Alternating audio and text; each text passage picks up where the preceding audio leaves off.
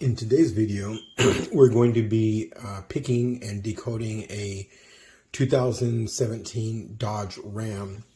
But before we get into that, what I want to do is show you another aspect of picking a lock that's important to understand. Inside a lock, a car lock, like this car lock here, there are wafers inside there. You might be able to see in this slot right in here that there's a little tab sticking up there, and then there's a small tab sticking up there. What you're looking at are wafers. These wafers are inside here, and when you put the key in, you align the wafers to the center so that they do not prevent the center from turning against this notch right here. So when you're picking the lock, it's important to understand, once you find a position that there's resistance there, that wafer is pushing against that edge right there. And all you're trying to do is move that wafer a little bit further down and center it up so that it will then turn. Once it becomes springy, that means it's no longer being wedged against that edge right there. The problem is, when I was first learning how to use the Lishi tool, is I thought I should push it all the way and just get it out of the way. If it bottoms out, that's got to be good. No, that's not true. You want to push it so that it is no longer bound up against that edge right there. And that takes just a little bit of movement, not much at all.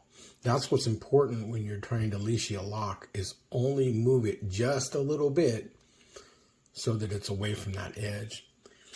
Right here, this pin right here is a number 5, and you see it's real thick right here. This pin right here is real thin in comparison. That's a number 1. So that's what gives you your depth inside a lock, is the height right here, the height in this area right here. That's what creates the depth. So when we have put the Lishi tool inside the lock and we bottomed it out, and we're finding each one of these points right here, right? What we're doing is we're moving this lever arm, one or the other here, but as we move that lever arm, that's actually the down one. This isn't up right here. Let's get it right. There we go. That's the one for the upside. So when you're moving that lever arm there, you're actually engaging the inside just like a key would. But you only want to engage it just a little bit to get it back to the center. If you engage it a lot and just overset it, what you're doing is you're pushing it from one side to the other side, and you haven't accomplished anything.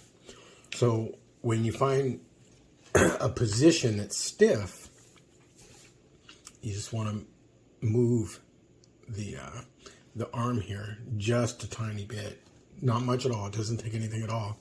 And then you'll test it for springiness afterwards, and if it has that springiness afterwards, you probably properly set it.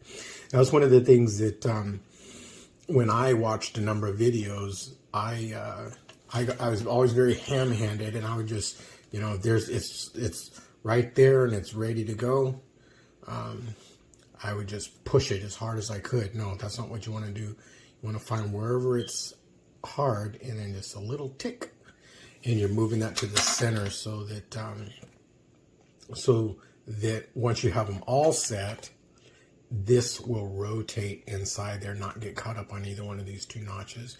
Most car locks are similar in this manner. Some are more complex than others, but the idea is the same. You just want to move them just that little bit so you get them to the center. And see, that's what the key is doing. What the key is doing, when you insert a key into this, that key is actually, on this particular lock, there's 4 wafers on one side and then 4 wafers on the other side.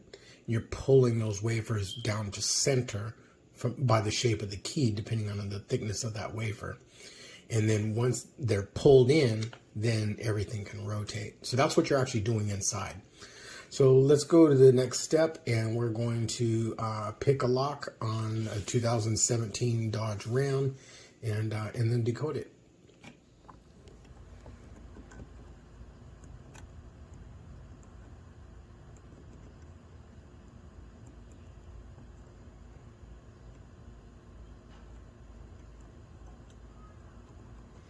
So got 5 and 6 are stiff. Move 6 a little, and let's move 5 a little. Got a little bit of rotation there. 2 is still bouncy. No, 3 is ready. Nice movement out of 3. 4 is ready now.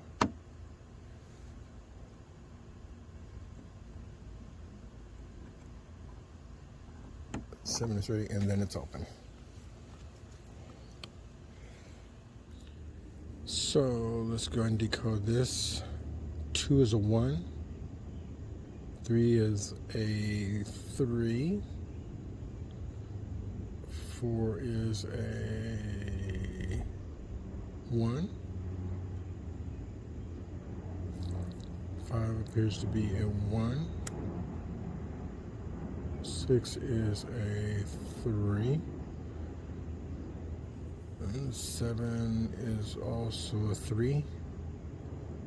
And then 8 is a 2. There you go. We're all picked and decoded.